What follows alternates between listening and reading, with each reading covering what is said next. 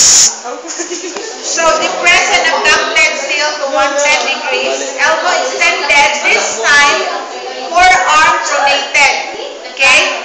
Wrist now is in flexion and ulnar ridge debated. Okay? So finger and thumb flexion. Then shoulder is medial rotation. Then cervical spine flex to the contralateral side. Okay? So ano yapon? Gigyan ko yan.